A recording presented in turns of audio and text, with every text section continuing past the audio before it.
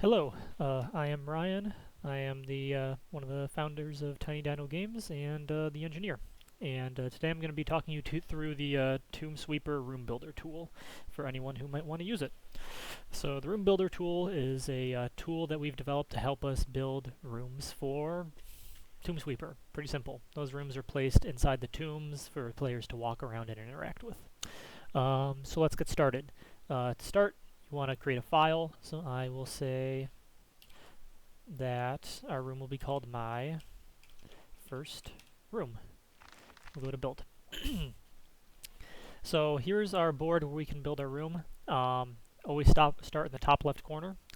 This dimension tool just simply outlines the dimensions of your room. It's very important that you set this, otherwise when you go to build your room, everything will be lost outside of these dimensions.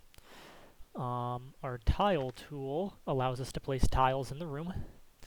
You can click on a tile multiple times to change what tile it is. We only have two options now, but more will be added in the future. Our walling tool allows you to place walls in the level.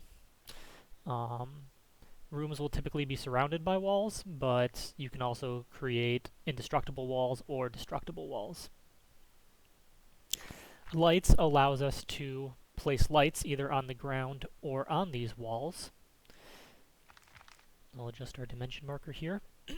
I'll get to objects in a second, but I want to talk about preview real quick. Preview will save the room, and it will also show you a preview of what the room looks like in-game. Simply hit the return button to go back. So for example, if we got rid of these walls, and you can remove walls or tiles or light sources or anything by right-clicking them while the correct edit mode is selected. So if I'm in the wall edit mode and I right-click a wall, the wall is removed, but I cannot remove tiles. So if we remove these walls, and let's remove these corner lights as well, we can preview it, and now we just have that single light source there. Let's talk more about walls. I'm going to remove this light. So we can set walls in the center of the room as well. And so now we have one indestructible monolith here in the center. What we can also do is turn these into destructible walls. And now these will be walls slated for destruction from the player, and bombs can be placed inside of them.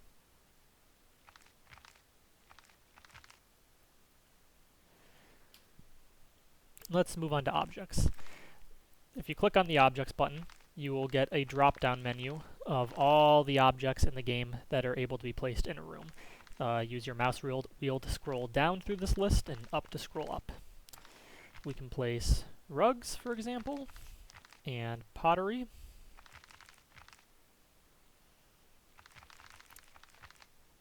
And whatever else we may want. We can even place other light sources if we really want to. And we'll give this a preview. And we can see our objects are placed as we would expect them to be. To remove an object, just select any object in the list, and then right-click your objects that you want to remove. And that really is it. It's a pretty simple tool. There's not a whole lot to it. We tried to make it as intuitive as possible. I will quickly talk about the file system a bit. So I'm going to just quickly build a room.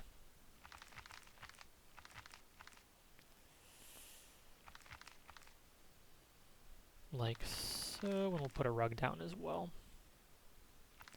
Okay, so we can preview this and we see the room is built as expected. We can also take a picture of the room and return. And then if we go to local app data, I'll bring this over, scroll down to TombSweeper, go to Room Builder, the room, and we can see we have a couple files here now. We have a data file, which is all the data that is created when you build a room by hitting that preview button. And then you can also take pictures as well by hitting the picture button in the bottom right-hand corner of the preview window, and it'll take a picture. You'll notice that this looks a little different from what was made in our tool. That's just because when we save sprites, you can't save shader effects and whatnot, so it just gives you the raw artwork as an output.